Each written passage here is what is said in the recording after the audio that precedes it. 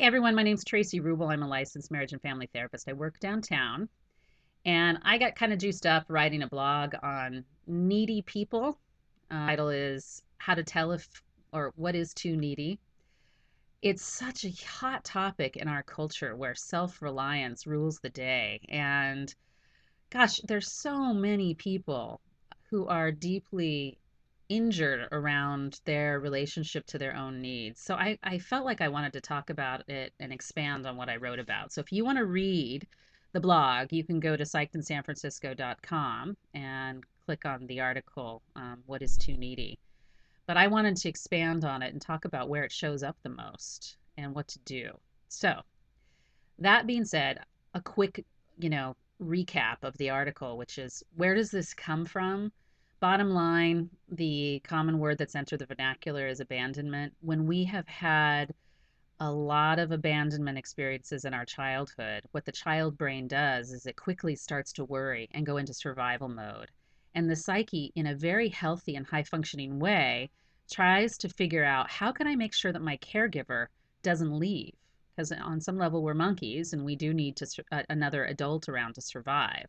So, the two ways that kids do it is by being incredibly self reliant and not needing anything from their caregiver, hoping that the lower maintenance they are, the chances that their caregiver will stick around.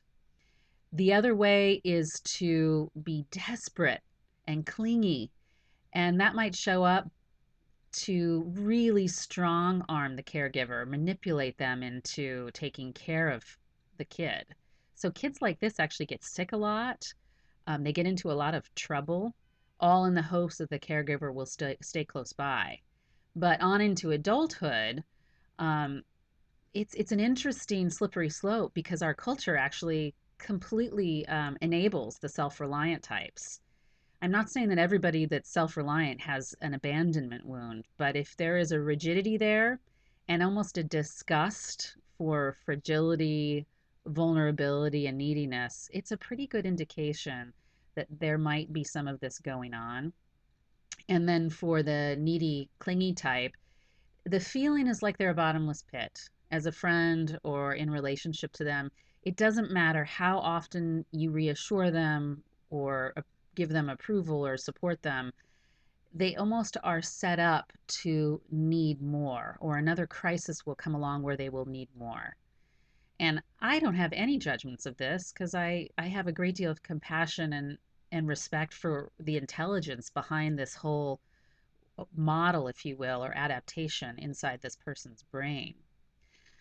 What I did want to talk about on the video blog that differs from the article is two places, astonishingly, where this shows up. And as a culture, we're not super great at knowing what to do with it. And those two places are in our intimate relationships, our marriages, and at work. Why? Well, what we know is at work, we're dependent on work for money, which then triggers that whole survival thing in the brain. And our bond to our romantic partner most mirrors our bond to our parents than any other relationship in our life. So at work, the self reliance shows up. It's celebrated and praised, but it can be problematic when you don't play well in a team. You don't have any empathy for colleagues who might need actually some support from you, or if you're a boss and you're a micromanager or you're a hard ass, your expectations are super high and you're not compassionate when you're collaborating with people. The other way that the overachiever shows up in the workplace, and this happens a lot in helping professions like school teachers, therapists, social workers, community organizers, is being a caretaker. So it's not lacking on compassion for other people, it's just lacking in self compassion because these self reliants overextend themselves and burn out. They are so busy taking care of everybody else that they aren't taking care of themselves. And you'll see this a lot. It's really a defense against feeling and even knowing that neediness lives inside of a self-reliant type. They were so burned by it when they were a kid, they almost feel disgusted. It does not feel congruent with their sense of self at all. And so they are really compensating for a really deep state of internal neediness. In the workplace, the desperate types can be pretty tricky because they're often late on deadlines. They tend to need a lot of support, lots of reassurance, lots of contact, lots of meetings. And culturally, we are not very nice to these people. We actually end up doing to them what they're actually trying to defend against, which is we tend to abandon them. And it's a shame because oftentimes these people are incredibly bright and creative and bring a lot to the table.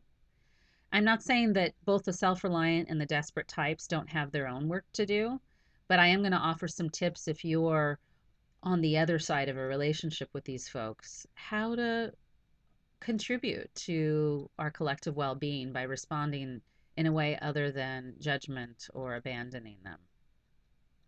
The other place that this shows up, as I mentioned, is in our romantic relationships. And this probably isn't so hard to grasp on your own.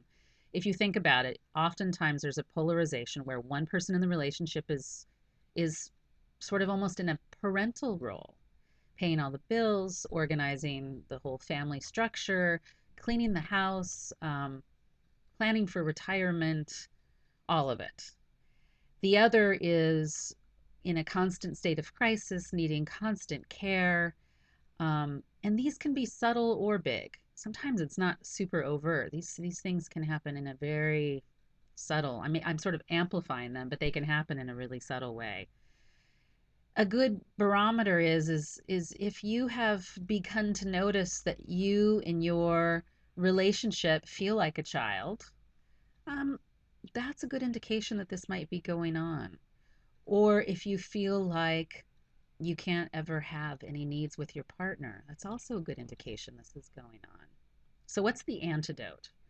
Well, for sure, this is a commitment to a process. There isn't like a personal lobotomy you can do here to eradicate this wound. It's a character defense. It's something that was so deeply adaptive, and it's just been outgrown. Um, but the place to start is with self compassion and really admitting, okay, I have this in me. And every time I feel it, it means there's a little kid in me that needs a lot of care.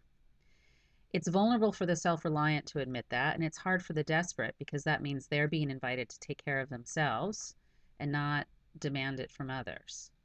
For people in relationship to these folks, self compassion is also the antidote.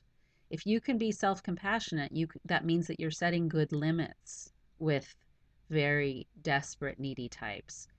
Setting good limits, though, is not dropping them on their ass or abandoning them. Setting good limits is about saying, hey, you know what? You sound really desperate right now. And I don't think even if I could be available to you all day today, I could be enough.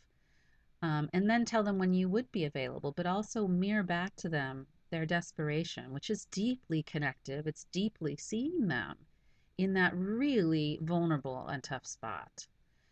Um, so I think it's a commitment that we collectively as a culture, whether we have this abandonment wound or not, can all heal together by practicing self compassion and by practice setting compassionate limits with one another. So that's all I'll say for now. If you have more questions, by all means, email me, tracy@tracyrubel.com, and check out the article where I talk more about the inner work that needs to happen if you're someone that suffers with this kind of need wound or what I would call an abandonment wound. Okay, nice to meet you. I hope to talk with you more later.